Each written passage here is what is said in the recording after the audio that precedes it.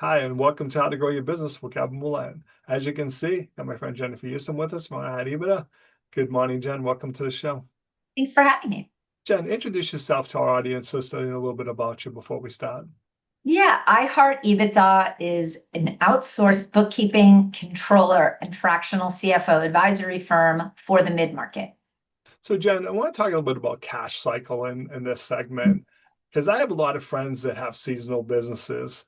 And, I think about my snow plowing friends, they call it the white gold. When we have that heavy snow season, they're like, woo, they are just cranking cash.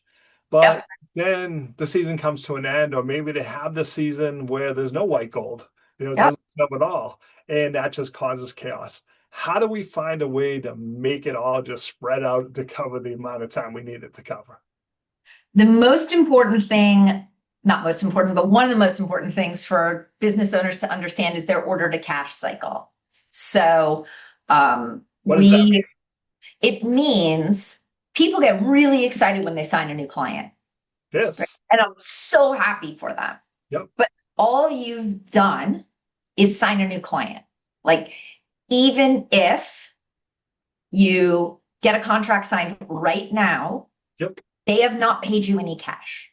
So, understanding the time frame and all the things that have to occur in between client signing and cash in my bank account is called your order to cash cycle. Okay. And it's particularly important in like a professional services or a milestone based business, because a lot of the times when you don't have that recurring revenue, you are going to come out of pocket for costs before you've been paid by the client. Yep. And a lot of people don't think about that. And it sinks a lot of businesses. And with seasonal businesses, even if they're getting paid the second they sign a contract, they have a magic software program that, immediately they get paid. Yep. They're only getting paid for a certain amount of time. So we have to think about what happens in the not so great months. Or you still have to pay your leases on all your equipment. You still have to pay, maybe you pay your employees a smaller salary in the off season. You have to think about what all of that means from a cash flow management standpoint. That seems a little challenging because it can be tempting during the times when all the cash is coming in. You're like, geez, Jen, I'd like to use some of that to buy something or, pay myself a bonus because God, I'm a great owner. And then month 10, I don't have cash to pay my staff. So that can be challenging, right? Yeah. So the most important thing, again, we talked about budgets in an earlier conversation, but if you can kind of think about, again, from a seasonal business, if I'm only going to have, you know, business from November to April, right? Snow plowing business, and Yep. April's iffy. Okay. November to March. How do I make that cash last? And what do I need? Your budget looks very different than someone that has recurring revenue all throughout the year. Both are manageable, but they do have to be laid out and thought through. Jen, I want to go back to milestone because you scared me with that one.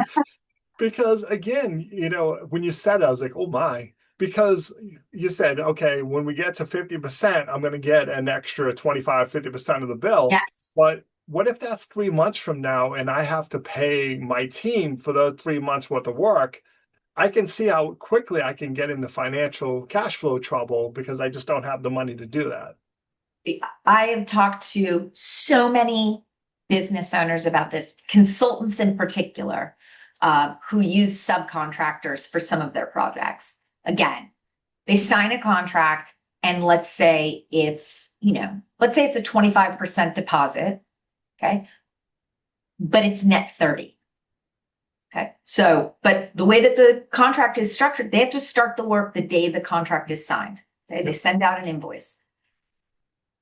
If they are using subcontractors or they themselves need money to live, Hmm. You've just set yourself up in a position where you are seeing no cash for 30 days. So you better have 30 days of rainy day savings to float your business because you are not getting paid. And that's assuming they pay on time. And so, like, let's not be ridiculous because Yeah. that never happens. But yeah. Yeah, Um, absolutely. but that is why I tell people that the way that they structure their contracts can have a really uh, strong bearing on the success of their business. I tell people that the deposit should be net zero, pay upon receipt. Yep. Future payments can be net 30 if they want it, or net 10, but every milestone is going to have a gap between work that needs to be delivered by you or someone else and when you get paid.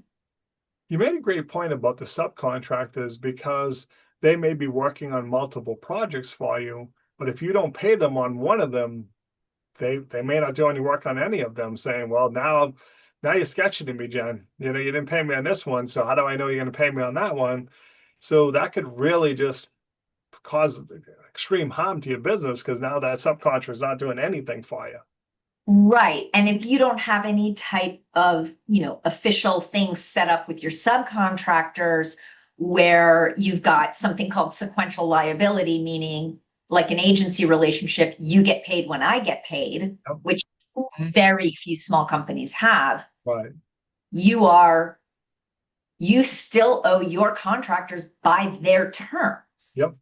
The squeeze comes on you. Unfortunately. But a lot of times people don't think that, something like that. I can see how you, especially a new business, you can make that mistake thinking, oh, I forgot about the fact that, the first summer cash isn't coming in until somewhere in the future. And I don't have either a line of credit or some source of money to pay these people. Now I just put myself in a bind because now I got to go back to a client and be like, well, I got to go find another subcontractor because Jen just, hung up on me and told me I'm not working for free, buddy. And that's a super bad look. We talked about earlier, especially when you're starting out, wanting to take any business that comes your way. You'll kind of, let the client dictate pricing, Yep, dictate yep, terms, whatever.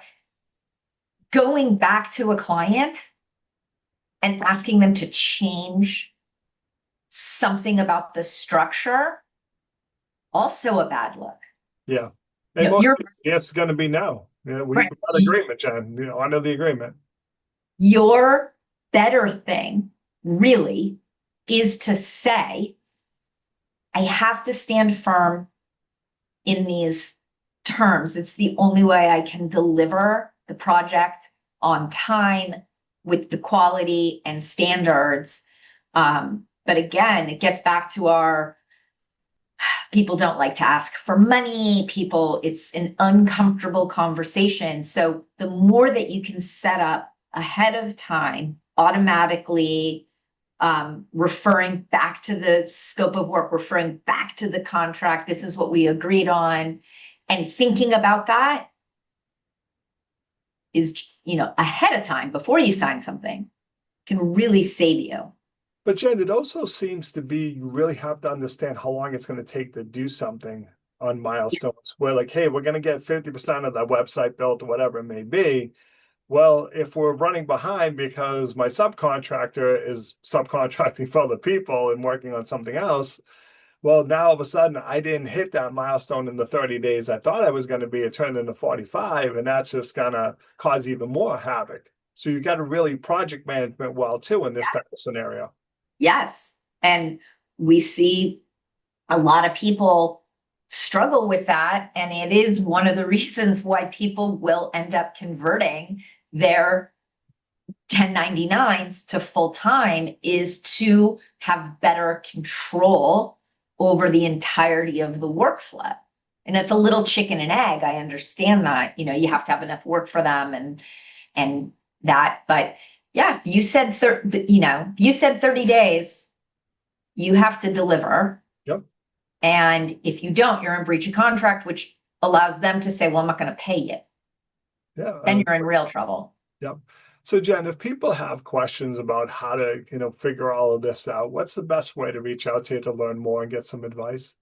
Yeah, absolutely. Check out our website, iheartebitda.com. Awesome, Jen. I appreciate you taking a few minutes to call on the show. And as always, thanks for being my friend. Thanks for having me.